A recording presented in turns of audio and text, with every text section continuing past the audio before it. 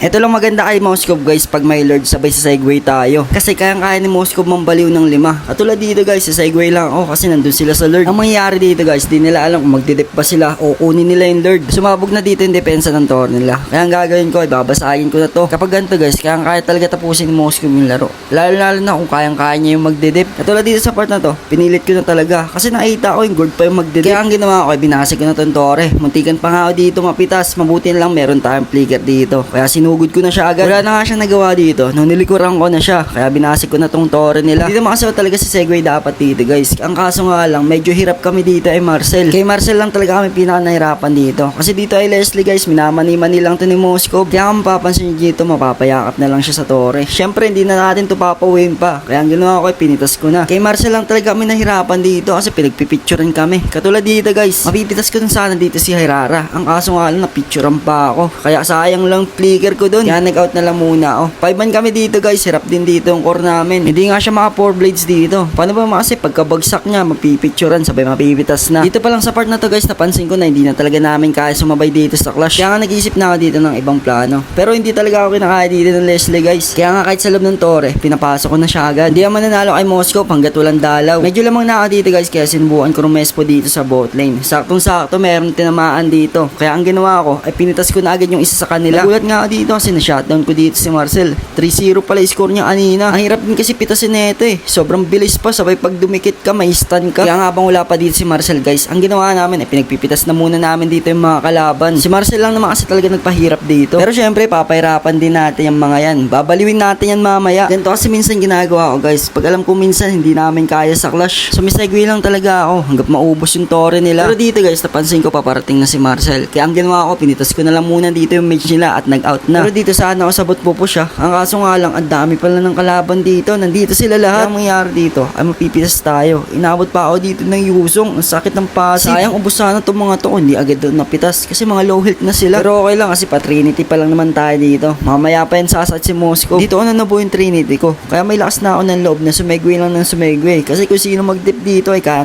ni Moskov. Dito na nga rin nagka-lord guys. Kaya ang ginawa ko ay makit na lang ako. Ang gagawin ko dito guys ay sisegway na lang. Kasi meron naman tayong sibat. Re-rest po tayo guys. Pag hindi natin kaya mag-dip dito sa top lane. Akala ko nga hindi ko pa mababasag dito yung tore. Mabuti na lang sumabog na agad dito yung depensa ng tore ng kalaban. Kaya nga naisipan ko rin na nabasagin yung tore nila. Napansin ko rin kasi na medyo busy yung mga kalaban namin. Akala ko nga ay wala pang nagbubak dito. Umuwi na pala to siguro. Napansin ko na kaya ko naman siya. Kaya ang ginawa ko ay sinugod ko na agad. Meron akong flicker at nilikuran ko na siya. Wala na nga siyang nagawa dito. At dito ko na nga binasag yung tore. Akala ko nga hindi pa matatapos dito yung laro. Kasi yung catapult namin dito wala nang buhay. Mabuti na lang kumagat pa dito yung isa kong sibat. Kaya nga dito na matatapos yung laban. Pero nice game pa rin dito sa mga kalaban ko at mga ampe.